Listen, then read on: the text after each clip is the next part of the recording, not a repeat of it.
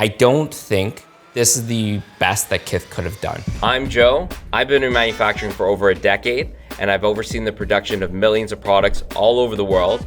And on this show, we take apart pieces from your favorite brands, see if the quality is there, and I'll let you know if it's worth your hard-earned money.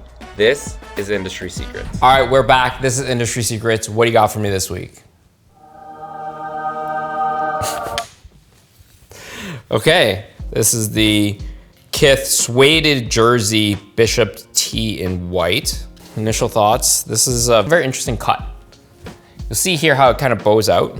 This is what's called an A-line cut. Shoe Classic did this with their tee. It's like a kind of a dad bod tee, and what it does is it allows you to accommodate a belly a lot more when it comes to men's shirts. But in this case, they're doing it for a boxy tee. They call this their suede tee, but what this is basically they're taking brushes here and breaking up the fibers to raise those fibers in the cotton jersey knit to give it that soft hand feel.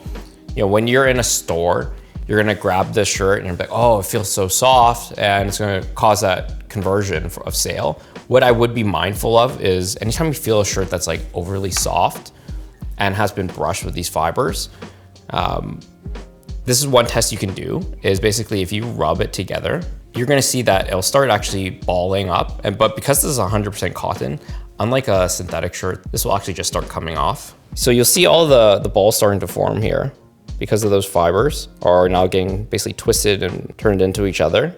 But because this is a staple fiber, it's not gonna stay on the shirt as pilled balls like you will with a synthetic shirt. It'll actually just start coming off as lint. But what I suspect is, because this shirt feels fairly loose knit, when you wash this, a lot of these loose fibers from the brushing section come off. Over time, this is gonna become like a thinner and thinner and thinner shirt. You're basically mechanically damaging the shirt to get to this point. Designed in New York, assembled in India. Self is 100% cotton, binding is 100% cotton. Machine wash gentle, tumble dry, regular low heat. One thing I also see here, you're seeing these diagonal lines across the fabric itself.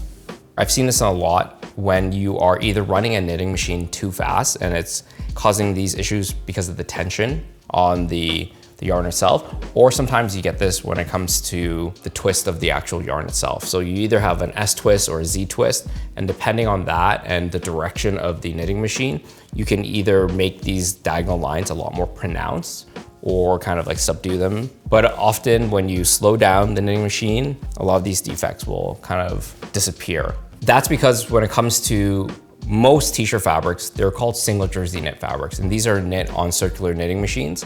They have a cam system that carries these needles around the circular knit and basically grabs the yarns and knits it into the structure.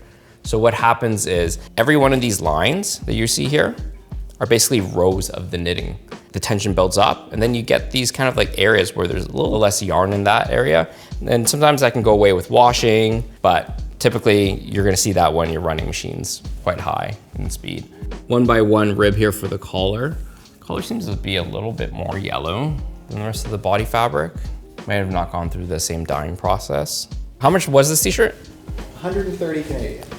There's nothing inherently wrong, I would say, with this shirt.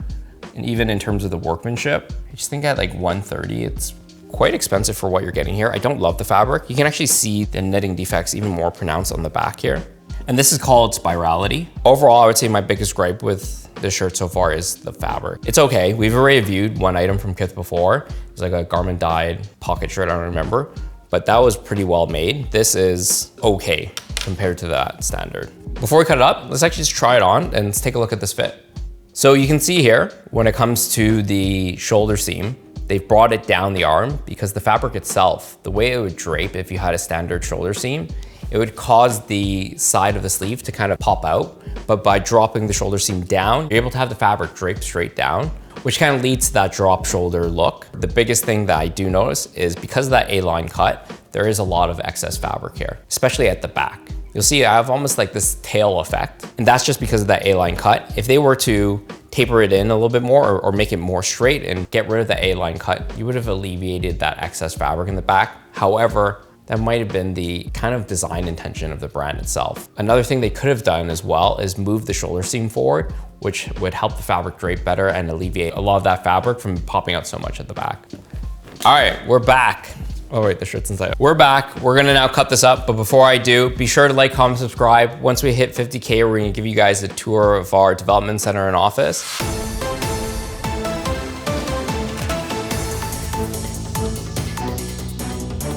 Hey everyone, it's Joe. Thank you so much for 50,000 subscribers.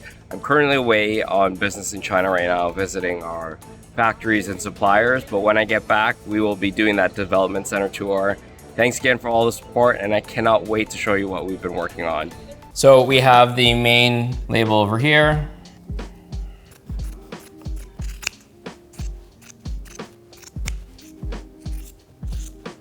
One thing I do like is that they did have the neck tape basically carry over to the shoulder to support that seam, and they did do a chain stitch on the top. The chain stitch itself, based off of how it loops, gives it a lot more stretch than a traditional single needle or cover stitch.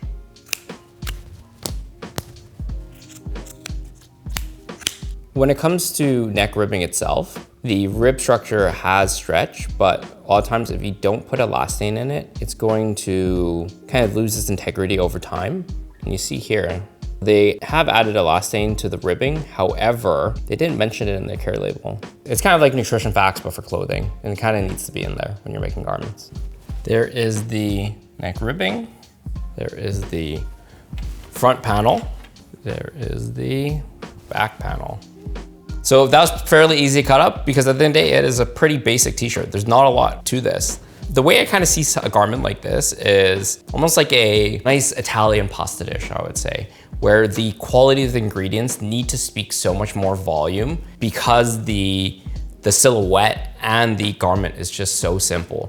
I don't think that this is the best that KITH could have done here. When it comes to the fabric itself, yes, the peach does feel a little bit nice, but that's going to lead to a product that's going to degrade over time. And it's already fairly sheer to start. And because they brushed it, it is going to lint off a lot when you wash this. What we're going to actually do is we're going to see what the GSM is of this fabric. We're also going to do a wash test. And what that means is we're going to cut out a square of this fabric, and I want to see how much it shrinks and how much it loses weight during the wash, because that's going to be a pretty good idea of how durable this shirt is going to be in the long term. All right, let's see what the GSM is.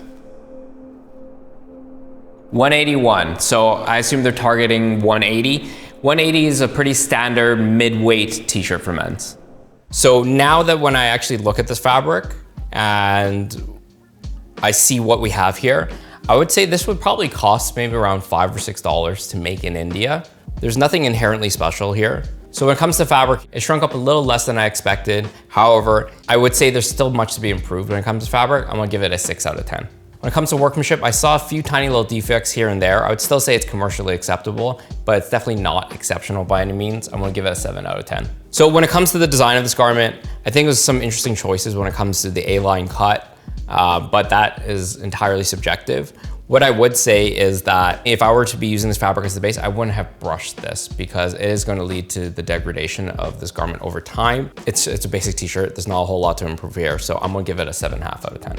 So when it comes to value here, we've already reviewed another item from KITH before. That I would say was, maybe not substantially, but significantly better than this garment itself. There's a lot that could have been done to make this a lot more special, and it wasn't. This is something you could find at Zara, to be honest, for 20, 30 bucks. So for value here at 130, I'm gonna have to give it 4 out of 10. For the final score, check it up here. Canada Goose is gonna be our next stretch goal milestone. So if you wanna see me covered in down feathers, be sure to like, comment, and subscribe. And as always, leave a comment down below what other brands you wanna see us take apart on the show. This is Industry Secrets.